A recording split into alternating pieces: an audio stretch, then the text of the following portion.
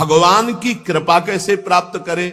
रामचरितमानस में लिखा है, मन वचन कर्म से कपट त्याग कर भगवान की शरण में होके भजन करो। शब्द पर ध्यान देना, धीरे धीरे विषयों का त्याग करते हो, सनई सनई सहत सहत बाढ़े भगति। भगवान की जब कृपा होती है तो मन वचन कर्म से भगवान की शरणागति प्राप्त होती है। वो धीरे धीरे विषयों का त्याग करता जाता है। धीरे धीरे एकदम कोई संकल्प ना ले, धीरे धीरे जितना त्याग होता जाए उसको बिल्कुल ब्रेक मारता जाए, दोबारा स्वीकार न करे, जितना त्याग करता जाए आगे बढ़ता जाए। ऐसे त्याग की प्रवृत्ति पुष्ट होती है। और एकदम कसम खाए आज के बाद कुछ नहीं, 4-6 दिन 10 दिन महीना भर मुंह भरा फिर उसी में गिर पड़ोगे, ये सिद्धांत नहीं।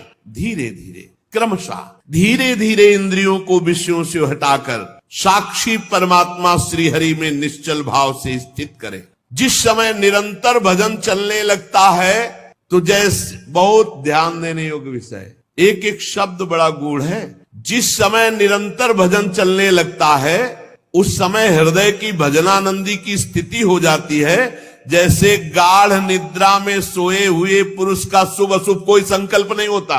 गाढ़ निद्रा में सोया हुआ पुरुष है, न शुभ संकल्प न अशुभ संकल्प, न राग न द्वेष और न काम न क्रोध। निद्रा में, स्वप्न में हो सकता है, गाढ़ निद्रा में नहीं। ऐसे ही गाढ़ निद्रा की स्थिति जागृत में होती उस महापुरुष की जिसका निरंतर भजन चलता है, जो भगवत कृपा पात्र अपने चित्त को भगवान वासुदेव में प्रियालाल में स्थित कर देता है।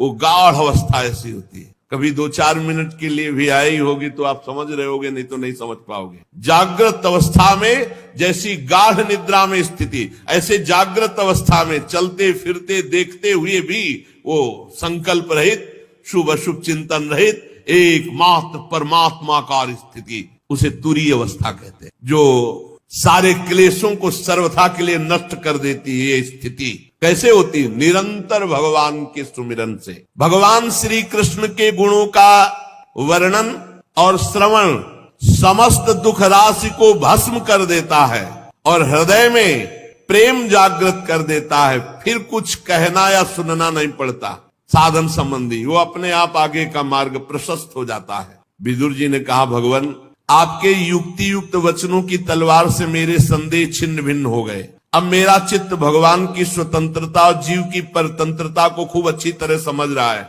विद्वान, आपने ये बात बहुत ठीक कही कि जीव को जो क्लेशादि की प्राप्ति होती है वो शरीराभिमान के कारण होती, और ये शरीराभिमान समस्त दोषों का मूल है। और इसका आधार है शरीराभिमान का माया भ्रम, क्लेश, मिथ्या निर्मूल क्लेश। क्योंकि इस विश्व को फंसाने वाली माया के अतिरिक्त और कोई नहीं है। महाराज, मैं देख रहा हूं इस संसार में 2 प्रकार के लोग सुखी हैं।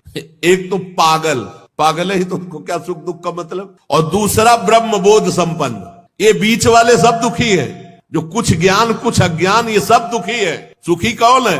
जो एकदम कनेक्शन खत्म, फुटपाथ में बैठा है तो कबाड़ बटोर रहा है तो वो मस्त है, और या जो भगवत प्राप्त है वो मस्त है। बीच वाले ही सब, बीच की श्रेणी के जितने मंजरेड हो, ये सब बड़े संशयापन्न और दुखी हैं, दुख ही दुख भोगते हैं। या तो भगवत प्राप्त ब्रह्मबोध महापुरुष, और या एकदम कनेक्शन खत्म पागल, ना अपने शरीर से कनेक्शन है ना संसार से। मनाया धुन्ना उठा लिया, मनाया कुल्लड़ उठा लिया, मनाया फुटपाथ में बैठे, जो देखो ना उनके, हम तो काशी में देखा है कई ऐसे अवधूत महापुरुष, और कई ऐसे कनेक्शन है, किसी से कनेक्शन नहीं। कुल्लड़ उनके ऊपर चाय का मार रहे हैं लोग, हंस रहे, मस्त है, उनको कोई फर्क नहीं। कई शरीर में घाव है, मक्खियां मिनमिना रही फुटपाथ में। या तो एकदम पागल सुखी है, एकदम पागल, और या एकदम ब्रह्मबोध, ये बीच वाले सब दुखी है।